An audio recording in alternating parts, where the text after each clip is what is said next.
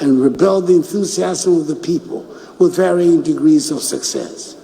The recent AFCON in Côte d'Ivoire was probably the nadir of the performance of Black Stars and has left the nation saddened. However, I am quite certain that the young men and the technical handlers would themselves have wanted to make our nation proud. And I believe that the captain, Dede Ayew, meant every word when he rendered heartfelt apologies on behalf of his teammates to all Ghanaians for the team's early exit. Speaker, I believe it is time for us to take a long-term, far-sighted approach to correct what has gone wrong. It is time to return to scouting, grooming, and developing talent at the grassroots level under a presidential policy on football that I intend to unveil very soon. The School Sports Department of the Ministry of Education will work hand in hand with the Ministry of Youth and Sports in collaboration and synergy with the Ghana Football Association to build district, regional, and national juvenile teams for both girls and boys. The more than 150 AstroTurf pitches constructed throughout the country under this administration provide the foundational facilities to make a start as we strive to provide more of them, which will see a steady progression of talent up the ladder from the junior juvenile teams to the senior sides based on merit and nothing else. A similar approach has been tried before under the 5-year football development plan led by the late Ben Kofi, initiated under the MPP administration of President J.A. Kufuor. It was under this plan that talents such as Michael Essien, Sule Muntari, John Mensah, Derek Boateng, and later Asamoah Gyan and Stephen Appiah were discovered and nurtured. The results became evident to us and the world. It takes time, dedication, and patience. We cannot harvest where we have not planted and irrigated. I have no doubt at all that the Black Stars will rise and make us proud again. Mr. Speaker, the senior women's team, the Black Queens, who do not get half the attention the Black Stars get, have been performing quite creditably. They've gone for 10 matches without any loss until last December, and then when they lost narrowly to Namibia in the qualifying ground for the 2024 Women's African Cup of Nations. Even though they lost narrowly to Zambia in the first leg of the qualifiers for the 2024 Olympic Games, let us wish them well in the second leg to be played in Lusaka tomorrow. I hope they give us something to cheer about. Mr. Speaker, it gives me great pleasure to report that all the preparations are ready for Ghana to welcome sportsmen and women from around the continent to participate in the 13th edition of the African Games.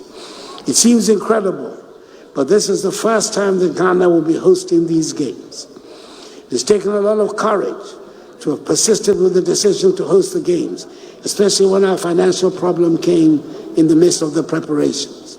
But I am glad we went ahead. The preparations are all complete, and I was excited and very pleased with what I saw at Botima when I went to commission the Games Village some 2 weeks ago. We have high-class sporting facilities which will serve us well long after the Games are over. Some of the events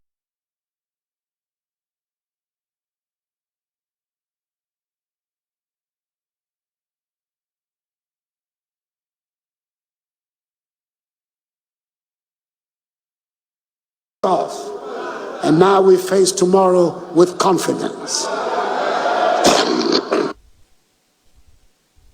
Every day we pray and hope that adversity may spare our families, our communities, and our dear nation. But should we be confronted by misfortune, we must face it like people with a proud history who fight and do not flee. Yenim kon, yenim jani. That is the Ghanaian spirit. That is our armor and our shield. This is our ethos. Let us believe in Ghana. I believe in Ghana. And may God bless our homeland, Ghana, and make her great and strong. I thank you for your attention.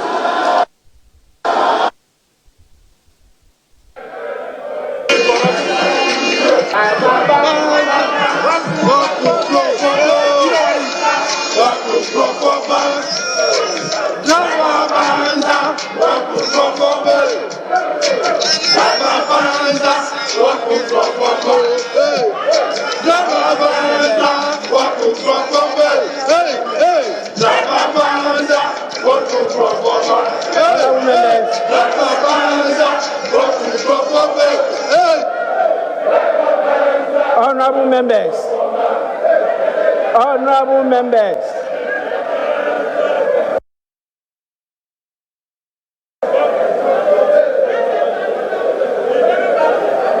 honorable members,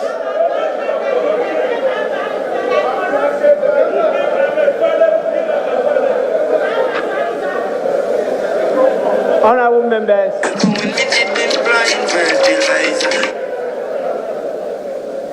honorable members,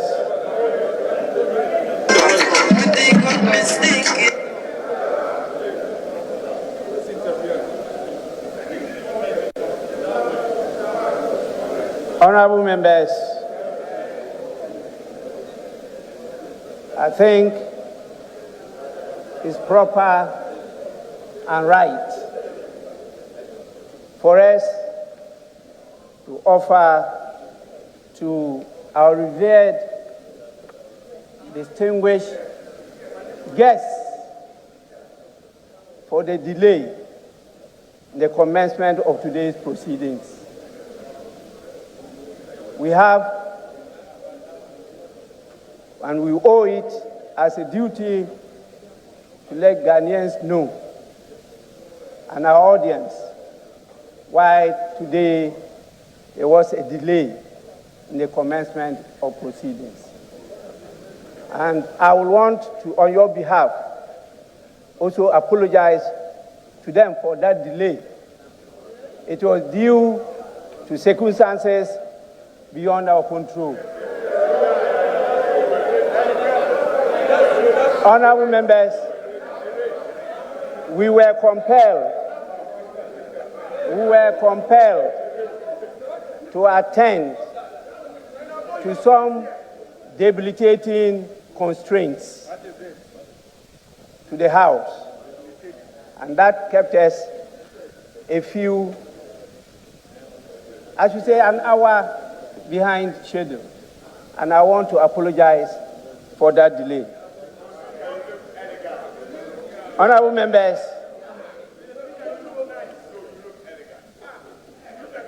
we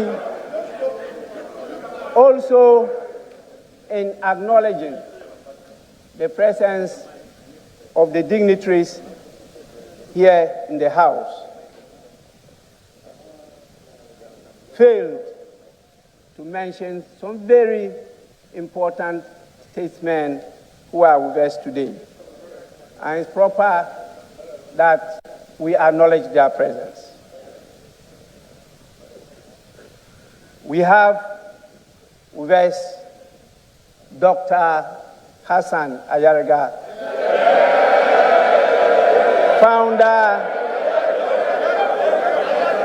founder of All People's Congress. We also have in our midst Mr. h0ck Green Street, who, as you all know, is a former Convention People's Party flag bearer. We also have the leader of the Liberty Party in the person of Mr. Kofi Akpaloo. Honorable members, the last but not the least is the Honorable David Apasera, who, as you know, was the chairman of the People's National Convention. They are all here with us. We apologize for the oversight, but as we say, Sankofa is permitted, and we have done that. Honorable members,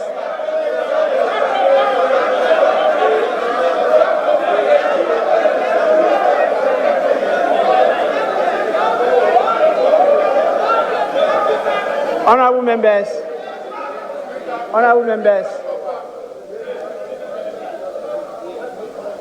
the Speaker is very vigilant. And as I mentioned earlier on, the ability to catch the eye of the Speaker includes good behavior.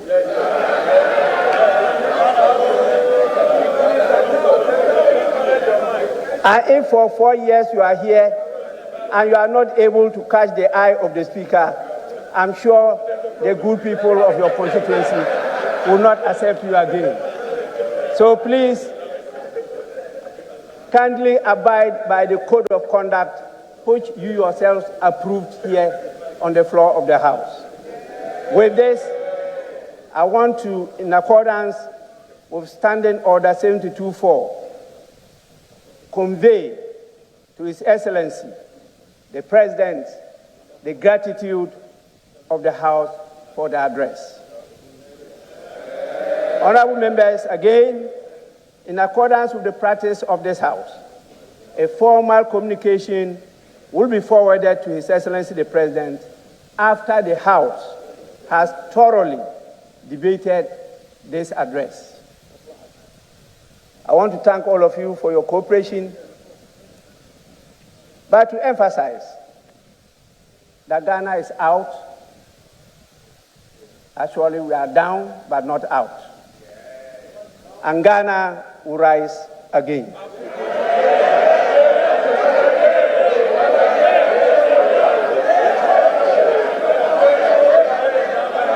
Honorable members, on this note, honorable members,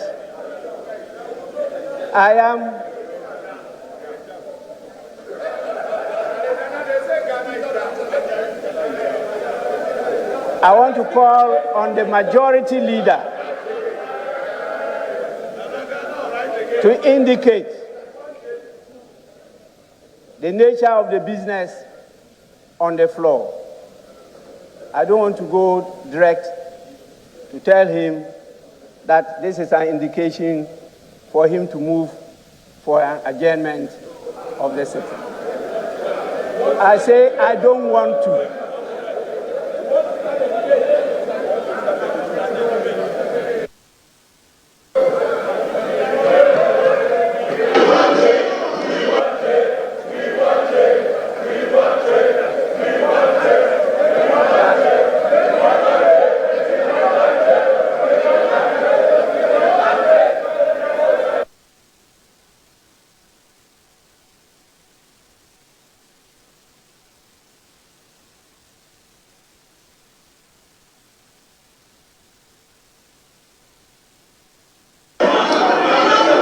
Mr. Speaker,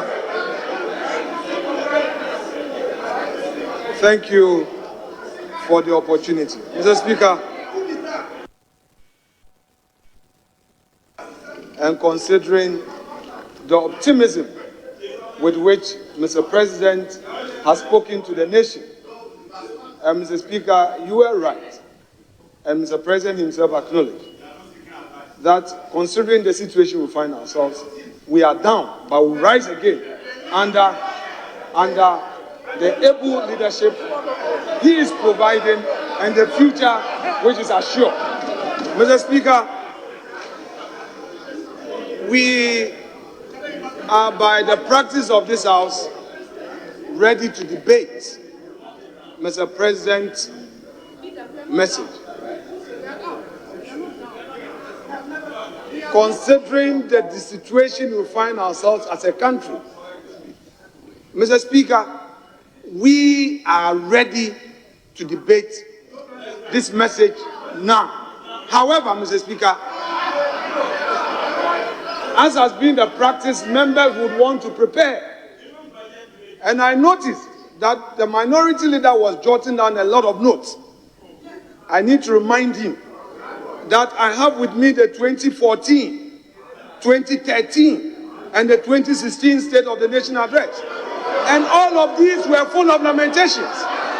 So, Mr. Speaker, I don't know what he was actually jotting down. But if it was a debate he was preparing for, Mr. Speaker, I want to assure him that we will face him with this optimism and remind him of the lamentations of 2013, 2014, 2015 and 2016. Mr. Speaker, without more, I shall pray that this House be adjourned to tomorrow at 10 in the forenoon or soon thereafter. Mr. Speaker, I so move, and I urge my colleague to second the motion. That is a practice. He should second.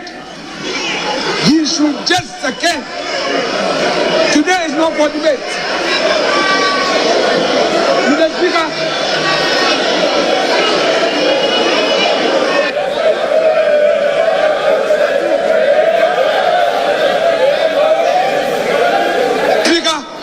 Fortunately for me, my mentor and coach is still available. I'll still take tutorials. Yes, indeed. Yes, that is true. There was a smooth transition. There was a smooth transition. We had a smooth transition. We had a smooth transition. We had a smooth transition. Mr. Speaker, I am encouraging Dr. Forson to only second this motion. The rules of the House are very clear. It shouldn't go outside of the rules. Mr. Speaker, Honorable Atu Forson, please second the motion and let's adjourn.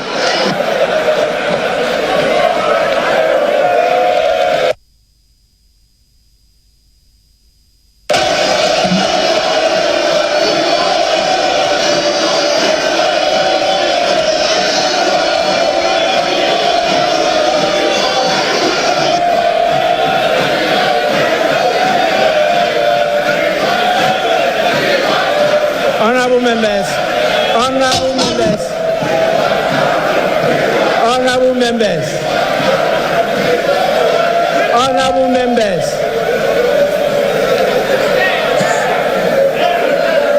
Yes, Minority Leader. Right Honorable Speaker, let me, on behalf of the NDC minority, thank His Excellency the President for his message on the state of our nation.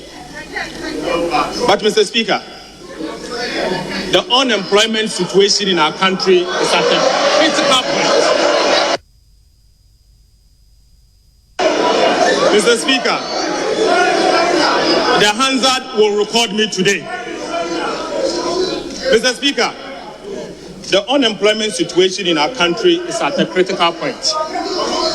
Yet, we did not hear a word from our president on this matter. Mr. Speaker, out of 33 million population, only 11.3 million are employed. This number includes peasant farmers. Mr. Speaker, the difference between the 33 million and 11.3 million is what I call ninja. No income, no jobs,